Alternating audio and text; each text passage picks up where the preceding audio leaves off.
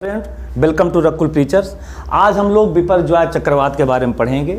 यह चक्रवात हाल के दिनों में भारत में कहीं न कहीं बहुत परेशानी का कारण बन चुका था और इसका जो ये अरब सागर से निकला हुआ था, अरब सागर में दक्षिण पश्चिम में 930 किलोमीटर केंद्र बिंदु उसका था। वहाँ से पहले ये पाकिस्तान की तरफ जा रहा था, उसके बाद इसने अपना रुख चेंज किया और उत्तर पूरब भारत की तरफ बढ़ने लगा और ये गुजरात के कच्छ में इसका लैंडफॉल होता है। थोड़ा इसके बारे में और हम आपको जानकारी दे दें। ये बिपरजॉय चक्रवात, इसका नामकरण बांग्लादेश ने किया है। इसको विपत्ति भी कहते हैं, आपदा भी कहते हैं। यह समुद्री आपदा है। समुद्री या समुद्र में, अरब सागर में इसका जन्म होता है और ये अरब सागर से बढ़ते हुए भारत के पश्चिमी तटीय क्षेत्रों को प्रभावित करता है, जिसमें गुजरात, महाराष्ट्र, कर्नाटक, गोवा, केरल, इतने क्षेत्रों में लगभग 1000 किलोमीटर एरिया को प्रभावित करता है।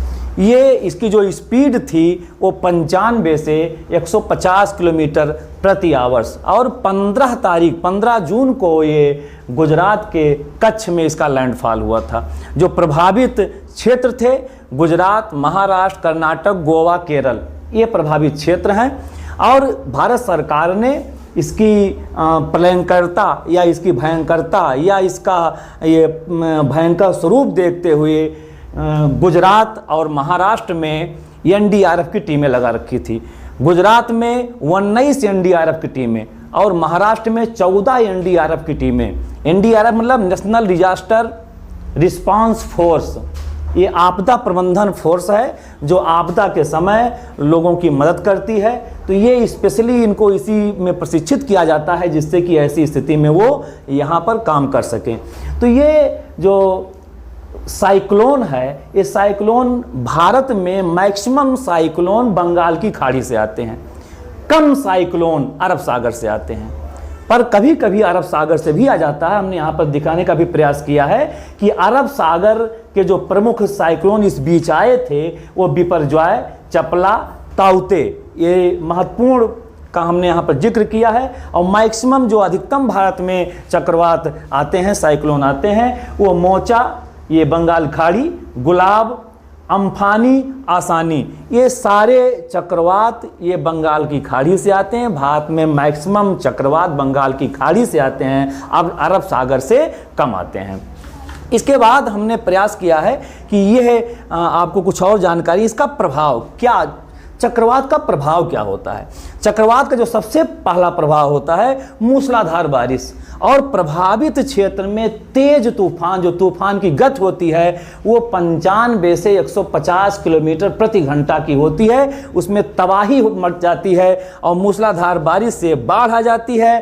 चाहे वो बाढ़ और तूफान दोनों साथ साथ चलते हैं, जिससे परिवहन, संचार, तमाम जान, धन, पशु, मकान सब तहस नहस हो जाता है, तमाम लोग मर जाते हैं। और तूफान ख़त्म होने के बाद जो बाढ़ से तमाम डिजीज पैदा होती हैं वो भी एक समस्या होती है। इन सब समस्याओं से निपटने के लिए एनडीआरएफ की जो टीम होती है वो विशेष रूप से प्रशिक्षित होती है। इसीलिए भारत सरकार ने हर स्टेट में एनडीआरएफ की टीमों का गठन किया है और वो भारत सरकार गृह मंत्रालय इसको ये गवर्न करता है, इसको वॉच करता है, वही इसकी देखरेख करता है। तो एनडीआरएफ टीमें इस साइक्लोन में, बिपरजॉय या किसी भी साइक्लोन में बहुत अच्छा काम करती हैं, या किसी भी आपदा में एनडीआरएफ की टीमें अच्छा काम करती हैं। ये साइक्लोन और एंटी साइक्लोन आते कैसे हैं? ये समुद्र में आते हैं, उत्तरी गोलार्ध और दक्षिणी गोलार्ध। साइक्लोन और एंटी साइक्लोन ये अलग अलग चीजें हैं। साइक्लोन का मतलब है कि ये समुद्र में, चाहे वह अरब सागर हो चाहे बंगाल की खाड़ी, ये मैक्सिमम गर्मी के सीजन में उष्ण कटिबंधीय क्षेत्र रीजन में आती हैं। अर्थात हम अगर ग्लोब पे देखें तो 0 से 30 नॉर्थ और 0 से 30 साउथ, ये जो उष्णकटिबंधीय क्षेत्र है जहाँ पर सूर्य का प्रकाश सीधे पड़ता है, उन्हीं क्षेत्रों पर साइक्लोन ज़्यादा आते हैं। तो ऐसा होता क्यों है, साइक्लोन वहाँ ही क्यों ज़्यादा आते हैं?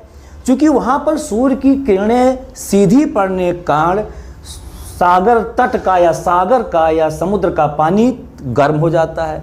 गर्म हो जाने से वहाँ की जो एयर होती है वो ऊपर उठ जाती है, अर्थात निम्न दाब, एलपी मतलब होता है लो प्रेशर क्रिएट हो जाता है। समुद्र के तल पर सेंटर में लो प्रेशर क्रिएट हो जाता है और हाई टेम्परेचर के कारण लो प्रेशर, जैसे टेम्परेचर बढ़ जाएगा तो अपने आप वहाँ से हवा विस्थापित हो जाएगी, ऊपर उठ जाएगी और उस रिक्त स्थान को भारी हवा तेजी से कवर करेगी और वो कोरियोलिसिस बल के कारण एंटी क्लॉकवाइज उत्तरी गोलार्ध में और क्लॉकवाइज दक्षिणी गोलार्ध में वो मूव करने लगती हैं। इसी को हम साइक्लोन कहते हैं। और ये एक धीरे धीरे जब तट के तरफ बढ़ती हैं तो वो तबाही लाती हैं, तेज स्पीड में तट के तरफ बढ़कर तबाही पैदा करती हैं। तो ये है साइक्लोन हुआ। और एंटी साइक्लोन में जस्ट इसका उल्टा होता है, जिसपे सेंटर में लो टेम्परेचर के कारण हाई प्रेशर विद्यमान हो जाता है, अर्थात एंटी साइक्लोन में जस्ट साइक्लोन का उल्टा हो जाता है।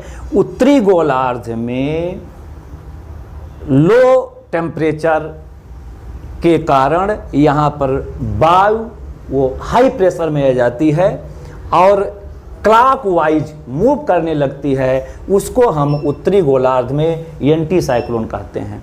जस्ट इसके उल्टा दक्षिणी गोलार्ध में लो टेम्परेचर के कारण हाई प्रेशर हो जाता है और हवा की जो वायुराश होती है वो एंटी क्लॉकवाइज मूवमेंट करने लगती है, उसको हम एंटी साइक्लोन कहते हैं।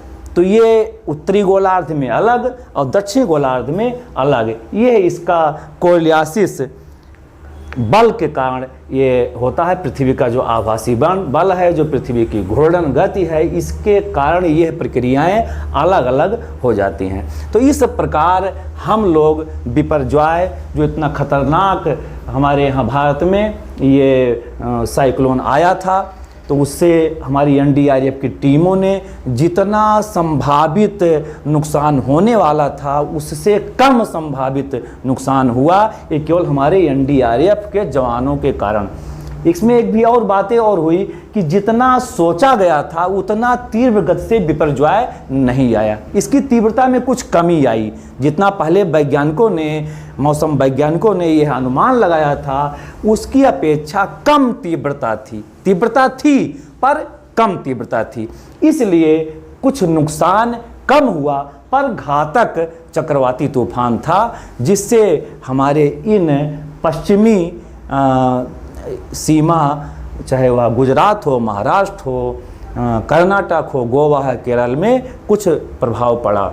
तो इस प्रकार हम लोग इसको पढ़ सकते हैं और हम अपेक्षा करते हैं कि हमारा अगला वीडियो आपको सतत मिलता रहे। इसके लिए आप लाइक, शेयर और सब्सक्राइब जरूर करते रहें। Thank you.